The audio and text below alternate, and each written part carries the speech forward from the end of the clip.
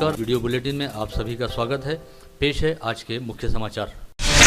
अब तक अमूमन सोना चांदी व महंगी वस्तुओं की तस्करी के मामले सामने आया करते थे, लेकिन अब प्याज की चोरी छिपे तस्करी किए जाने का एक मामला सामने आया है। केंद्र सरकार द्वारा विगत 7 दिसंबर को प्याज के निर्यात पर प्रतिबंध लगाने का निर्णय लिया गया था, जिसके चलते देशांतर्गत मांग की तुलना में आपूर्ति अधिक होने की वजह से प्याज के दाम 4,000 रुपए से घटकर 1,000 रुपए प्रति क्विंटल हो गए, जो किसानों के लिए घाटे का सौदा हो गया। लेकिन प्याज निर्यात बंदी का फायदा व्यापारियों व प्याज की तस्करी करने वाले लोगों को हो रहा है और वे 1,000 रुपए प्रति क्विंटल वाले प्याज पर 10,000 रुपए की कमाई कर रहे हैं, जिसके तहत अनार व टमाटर के बक्सों में भरकर प्याज को चोरी छिपे तरीके से संयुक्त अरब अमीरात सहित बांग्लादेश, नेपाल व श्रीलंका जैसे देशों में भेजा जा रहा है। प्याज की विदेशों में तस्करी का यह मामला उस समय सामने आया जब नासिक से 2 निर्यातदारों द्वारा 82 मैट्रिक टन प्याज की तस्करी किए जाने की जानकारी सीमा शुल्क विभाग की नागपुर शाखा को मिली और नागपुर की टीम ने मुंबई जाकर उक्त कंटेनर की जाँच करते हुए पूरे मामले को उजागर किया। मुंबई के CSMT स्टेशन से संतनगरी शेखावां के बीच प्रस्तावित रहने वाली वंदे भारत एक्सप्रेस को अमरावती तक विस्तार देने का प्रस्ताव जिला समन्वय समिति की बैठक में पारित कर लिया गया है, जिसका श्रेय जिले की सांसद नवनीत राणा को दिया जा रहा है। वही अब अमरावती वासियों द्वारा सांसद नवनीत राणा से अमरावती से अयोध्या के बीच साप्ताहिक रेलगाड़ी शुरू करवाने का अनुरोध किया जा रहा है, ताकि अमरावती व परिसर में रहने वाले राम भक्तों को ट्रेन की सुविधा उपलब्ध होने से रामलला के दर्शन सुलभ हो सके। शांतता जोन की जगह को छोड़कर अन्य जगहों पर साल में 12 त्योहार, उत्सव व महत्व के दिन आवाज की मर्यादा को कायम रखकर रात 12 बजे तक लाउडस्पीकर लगाने की अनुमति दी गई, जिसकी अधिसूचना जिलाधीश सौरभ कटियार द्वारा गत रोज जारी की गई। जिलाधीश द्वारा घोषित आदेश पर अमल करने की जिम्मेदारी जिला परिषद, महानगर पालिका, ध्वनि प्राधिकरण व ध्वनि प्रदूषण नियंत्रण प्राधिकरण के पास रहेगी। जिलाधीश सौरभ कटियार द्वारा आज दोपहर अपने कार्यालय में बुलाई गई पत्रवार्ता में बताया गया कि राज्य सरकार के पर्यटन व सांस्कृतिक कार्य विभाग द्वारा कल 18 से 22 फरवरी के दौरान साइंसकोर मैदान पर महासंस्कृति महोत्सव का आयोजन किया जाएगा, जिसमें ख्यातनाम गायक सुदेश भोसले व गायिका बेला शेंडे सहित ऋषिकेश रानडे जैसे कलाकार उपस्थित रहेंगे। और या व्यतिरिक्त आता जे मेळघाटचे जे स्थानिक संस्कृती आहे, कोरकू डान्स आहे किंवा मेळघाट नृत्य आहे, या सर्व मित्रांना आपल्याला एक प्लॅटफॉर्म द्यायचा आहे, या दृष्टीने आपण नियोजन केलेलं आहे। 2 उद्देश आहेत बेसिकली, की एक तो आम्ही लोकांनी नियोजन केलेलं आहे, आमचे मार्फत आयुक्तांनी मीटिंग घेतली, आम्ही मीटिंग घेतली, आमचे मार्फत जेवढा शक्य आहे तेवढा लोकांना, जेवढं जास्त शक्य आहे तेवढ्या लोकांना आपण प्लॅटफॉर्म देण्याचा प्रयत्न केला। संस्कृतीचा जिल्हा आहे आणि यामध्ये भरपूर कला आहेत, आदिवासी बंधू असल्यामुळे आदिवासी कला सुद्धा आहेत आणि महाराष्ट्र शासनाने जे महासांस्कृतिक महोत्सव आयोजित केलेला आहे, हा माननीय जिल्हाधिकाऱ्यांच्या मार्गदर्शनाखाली आम्ही सर्वजण, महापालिका असेल, जिल्हा परिषद असेल आणि सर्व विभाग आहेत, ते आम्ही सर्वजण काम करत आहोत। याचे नियोजन केलेलं आहे। हे नियोजन करत असताना स्थानिक कला तर आपल्याला जी नष्ट होत आहे तिला आपल्याला जागृत करून, जनजागृती करून ठेवायची आहे। हे करत असताना याला हे जे आपले कलाकार आहेत, कलाकारासोबत आपले अमरावतीकर नागरिक सुद्धा कलाप्रेमी आहेत, यांची कला सुद्धा उत्साही झालं पाहिजे, म्हणून हा महासंस्कृतिक कला जी आहे 18 ते 22 तारखेपर्यंत आहे।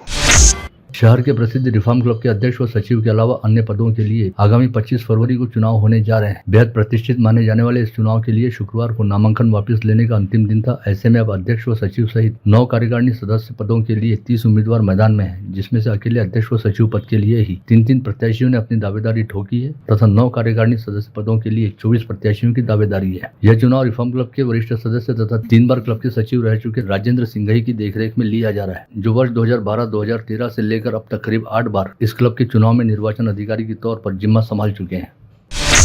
रिफॉर्म क्लब के अध्यक्ष पद का चुनाव लड़ रहे सोमेश्वर निर्मल ने अपनी दावेदारी के संदर्भ में बताया कि क्लब के साथ शहर के संभ्रांत परिवारों से वास्ता रखने वाले 886 मतदाता सदस्य जुड़े हैं। साथ ही कई गणमान्यों को क्लब की मानव सदस्यता दी गई है। ऐसे में सभी सदस्य अपने परिवारों के साथ क्लब में आना जाना करते हुए यहाँ पर अपना क्वालिटी टाइम बिता सके, इस हेतु क्लब में फैमिली कल्चर लाया जाएगा।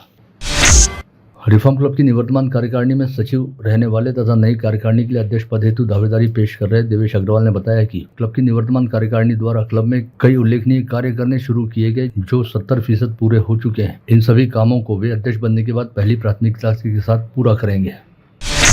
इसके अलावा रिफॉर्म क्लब के अध्यक्ष पद हेतु दावेदारी पेश करने वाले नितिन तेंदुलकर के मुताबिक किसी जमाने में रिफॉर्म क्लब का नक्शा ही नियमबाह्य व अवैध था और खुद उन्होंने मनपा सहित अन्य कई विभागों में दौड़भाग करते हुए इस नक्शे को वैध व मान्यता प्राप्त करवाया था। साथ ही उन्होंने अपने संपर्कों का फायदा उठाते हुए क्लब को एफिलिएशन भी दिलाया और सांस्कृतिक कार्यक्रमों के आयोजन की श्रृंखला शुरू करते हुए क्लब में पारिवारिक वातावरण बनाया। वे इसी सिलसिले को और भी आगे बढ़ाना चाहते हैं। राज्य माध्यमिक व उच्च माध्यमिक शिक्षा बोर्ड द्वारा 21 फरवरी से कक्षा 12वीं तथा 2 मार्च से कक्षा 10वीं की परीक्षा की तैयारी पूर्णता की ओर है। बोर्ड ने विद्यार्थियों को परीक्षा का तनाव नहीं लेने का आह्वान किया है। साथ ही एग्जाम को लेकर कोई डर है तो इससे उबरने के लिए समुपदेशकों की नियुक्ति की गई है, जिनके नंबर भी बोर्ड द्वारा जारी किए गए हैं। Indian society of structural engineers की अमरावती शाखा के प्रोजेक्ट डायरेक्टर मिलिंद काहले द्वारा गत रोज बुलाई गई पत्रकार परिषद में कहा गया कि बड़े महानगरों की तरह अमरावती शहर का भी काफी तेजी से विकास हो रहा है और बढ़ती आबादी के साथ ही उद्योग व निर्माण क्षेत्र में भी तेजी देखी जा रही है। ऐसे में अमरावती शहर में निर्माण की जाने वाली इमारतों की आयु भी लंबी होनी चाहिए। कॉमन मैन में एक अवेयरनेस डेवलप करना चाहते हैं कि भाई आपके घर का जब बांधकाम करना है तो उस बांधकाम करते समय, कंस्ट्रक्शन करते समय कौन सा मटेरियल यूज़ करना चाहिए। आर्किटेक्ट आपको प्लान देता है तो एक स्ट्रक्चरल डिज़ाइनर से उस घर का स्ट्रक्चरल डिज़ाइन लेना चाहिए, जिसमें बीम, कॉलम और स्लैब का डिटेल होता है, रेनफोर्समेंट डिटेल होता है, ग्रेड ऑफ मटेरियल होता है। ये सारी चीज़ें एक कॉमन मैन को पता नहीं है। आजकल हम कंस्ट्रक्शन में हाई राइज स्ट्रक्चर बना रहे हैं। अमरावती के अंदर आप लोग देख रहे होंगे कि day by day G+5, G+6, G+10, 11, अभी 15 भी लॉन्च हो रही है। तो इतने हाई राइज स्ट्रक्चर बांधते समय कौन कौन से प्रिकॉशंस लेने चाहिए बांधकाम करते समय, वो सारे प्रिकॉशंस इस एसोसिएशन के मार्फत हम लोग कॉमन मैन और पब्लिक के पास, बिल्डर के पास और इंजीनियर्स के पास पहुंचाना चाहते हैं। जिस परियत्ती फाउंडेशन के अध्यक्ष प्रमोद इंगले व भंते श्रीरत्न द्वारा आज यहां बुलाई गई पत्रवार्ता में बताया गया कि अमरावती शहर में पहली बार 2 दिवसीय विश्व धम्म परिषद का आयोजन 24 और 25 फरवरी को साइंस कोर मैदान में आयोजित किया जा रहा है। इस हेतु श्रीलंका से तथागत भगवान गौतम बुद्ध की मूल अस्थियां आम नागरिकों के दर्शन हेतु लाई जा रही है। साथ ही इस धम्म परिषद में भारत, श्रीलंका, म्यांमार, बांग्लादेश, थाईलैंड जैसे देशों से प्रज्ञावत महाथेरो, थेरो, थेरी व भंते उपस्थित रहेंगे। अमरावती येथे प्रथमच जागतिक धम्म परिषदेचे 24 आणि 25 फेब्रुवारीला आयोजन करण्यात आलेले आहे। या आयोजनामध्ये एक विशिष्ट गोष्ट म्हणजे तथागताच्या मूळ अस्थी ज्या आहेत ह्या आपल्याला इथे दर्शनासाठी लाभलेल्या आहेत। 24 आणि 25ला दोन दिवसामध्ये मूळ अस्थी आपल्याकडे आहे। त्याची 24ला 11 वाजतापासून इरविन चौक येथे रॅली काढण्यात येणार आहे। इरविन चौकापासून चित्रा चौक, राजकमल चौक आणि तिथं सायन्स कोर्टला कार्यक्रम सायन्स कोर्टला आयोजित करण्यात आलेला आहे। चांदू रेलवे रेल रोको कृति समिति की ओर से 17 फरवरी को रेल रोको आंदोलन व शहर बंद का आह्वान किया गया था ताकि जबलपुर ट्रेन को चांदू रेलवे में स्टॉपेज मिले। इस विषय को लेकर शुक्रवार की सुबह से सरकारी विश्राम गृह में क्षेत्र के सांसद रामदास तड़स व विधायक प्रताप अड़सड़ ने अधिकारियों के साथ बैठक की, जिनके द्वारा किए गए प्रयासों से रेल मंत्री अश्विनी कुमार ने चांदू रेलवे में जबलपुर एक्सप्रेस के स्टॉपेज को मंजूर किया। साथ ही शालीमार एक्सप्रेस का स्टॉपेज जल्द ही पूर्ववत करने के बारे में आश्वासन दिया, जिसके बाद इस आंदोलन को स्थगित किया गया। केंद्र सरकार द्वारा लोकसभा चुनाव के मुहाने पर कांग्रेस पार्टी के बैंक खातों को सीज करने से संतप्त हुए युवा कांग्रेस के कार्यकर्ताओं ने इरविन चौराहे पर शुक्रवार की शाम केंद्र सरकार के विरोध में तीव्र प्रदर्शन किया। मोदी सरकार के विरोध में जमकर नारेबाजी की। नहीं चलेगी भारतीय संविधानाचा। मोदी सरकारने आज जे भारतीय राष्ट्रीय काँग्रेस आणि भारतीय युवक काँग्रेसचे जेवढे की अकाउंट होते हे आपल्याला कल्पना आहे की ते फ्रीज केले होते आणि आपल्याला कल्पना आहे की काल सुप्रीम कोर्टात निर्णय आला इलेक्ट्रल वॉलच्या बद्दल, त्यामध्ये सगळ्यात जास्त पैसा हा भाजपने जमा केला आहे। तरी पण सुद्धा त्यांच्या पायाखालची आज जमीन सरकल्यामुळे त्यांना पूर्ण देशात फक्त काँग्रेस पक्षाची भीती वाटत असल्यामुळे त्यांनी काँग्रेस पक्षाचे सगळे अकाउंट सील करण्याचा जो हुकुमशाही पद्धत निर्णय घेतला होता त्याला विरोध म्हणून आज सगळ्या देशात युवक काँग्रेसचे, भारतीय राष्ट्रीय काँग्रेसचे आंदोलन झाले आहेत। अमरावती संसदीय क्षेत्र के कांग्रेस पार्टी के समन्वयक तथा महाराष्ट्र राज्य के पूर्व सामाजिक न्याय मंत्री चंद्रकांत हांडोरे का राज्यसभा पर निर्विरोध निर्वाचन होने पर भीम शक्ति सामाजिक संगठन व युवा कांग्रेस की ओर से बीती रात जोरदार आतिशबाजी करते हुए बूंदी के लड्डू का वितरण कर जल्लोष मनाया गया। नीलकंठ व्यायाम मंडल द्वारा संचालित प्राथमिक व माध्यमिक शालाओं के लिए डिजिटल साधन सामग्री व नए फर्नीचर हेतु फंड का अनुरोध शिक्षक विधायक किरण सरनाइक से नीलकंठ मंडल के पदाधिकारियों द्वारा किया गया। शहर के छायानगर परिसर के नागरिकों को विगत 2 साल से नियमित जलापूर्ति नहीं किए जाने से पेयजल की समस्या का सामना करना पड़ रहा है। कई बार ज्ञापन देने के बावजूद कोई हल नहीं निकलने से संतप्त हुए परिसर के नागरिकों ने जीवन प्राधिकरण कार्यालय पहुंचकर उप विभागीय अभियंता को पेयजल समस्या से निजात दिलाने की मांग को लेकर ज्ञापन सौंपा। अमरावती बडनेरा रोड पर सड़क के दोनों ओर लगातार बढ़ते अतिक्रमण तथा इस रास्ते से 24 घंटे होने वाली वाहनों की आवाजाही को देखते हुए राजापेट की थानेदार सीमा दातालकर के निर्देश पर मनपा के तोड़ू दस्ते ने शुक्रवार की रात अतिक्रमण निर्मूलन कार्रवाई की। इस कार्रवाई के तहत 4 ट्रक साहित्य जब्त किया गया। अमरावती शहर के मुख्य चौराहों पर खुले में डेरा जमाकर उत्पात मचाने वाले घुमंतुओं को शुक्रवार की आधी रात उठाकर उनके सामान सहित उनके बेड़ों पर छोड़ा गया। यह कार्रवाई मनपा व पुलिस प्रशासन द्वारा संयुक्त रूप से की गई। जिला परिषद अधिकारी व कर्मचारी विभागीय क्रीड़ा व सांस्कृतिक महोत्सव में अमरावती जिला परिषद विजेता रही। वहीं सांस्कृतिक कार्यक्रम में भी अमरावती जिला परिषद ने शानदार प्रदर्शन किया। मैराथन दौड़ में धामनगांव की गट विकास अधिकारी माया वानखड़े ने बाजी मारी। ताज इंडिया द्वारा आयोजित सरकार चैलेंज कप हॉकी मुकाबले के 6वें दिन यहां के डिप्टी मैदान पर खेले गए पहले कड़े मुकाबले में नागपुर की ऑरेंज सिटी ने, जबकि दूसरे रोमांचक मुकाबले में महाराष्ट्र पुलिस ने ट्राई ब्रेक में एक तरफा 3 गोल दागकर जीत दर्ज की। दोनों ही टीमों को कई बार पेनल्टी कॉर्नर का मौका मिला, लेकिन किसी भी टीम के खिलाड़ी इस मौके को गोल में तब्दील नहीं कर सके।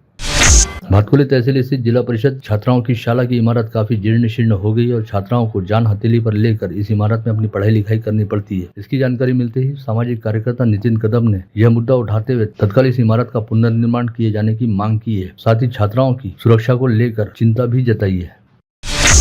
शिवसेना के संपर्क प्रमुख प्रवीण हरमकर की ओर से रथ सप्तमी के अवसर पर भव्य हल्दी कुंकू व उखाड़े स्पर्धा का आयोजन कोल्हापुरी गेट पुलिस थाना परिसर स्थित हरमकर निवास के सामने आयोजित किया गया, जिसमें वैदेही काले को प्रथम पुरस्कार प्राप्त हुआ। विगत 20 दिसंबर की देर रात शोएब परवेज नामक व्यक्ति पर चाकू से प्राणघातक हमला करते हुए उसे गंभीर रूप से घायल कर देने तथा पश्चात शोएब परवेज की मौत हो जाने के चलते हत्या के मामले में नामजद किए गए मोहम्मद खालिद पहलवान, इमरान जवाई, अब्दुल रफीक, अब्दुल रहीम, अब्दुल फहीम, अब्दुल सलीम, अब्दुल आवेद उर्फ गुड्डू और अब्दुल मोहसिन अब्दुल बशीर पर महाराष्ट्र संगठित अपराध नियंत्रण अधिनियम यानी मकोका की धाराएं लगाई गई हैं। आरोपियों में से 3 इमरान जवाई, मोहम्मद खालिद उर्फ पहलवान तथा अब्दुल रफीक को इससे पहले भी जिले से तड़ीपार किया गया था। वहीं आज पुलिस ने इमरान जवाई की पूरी टोली पर मकोका लगाया है।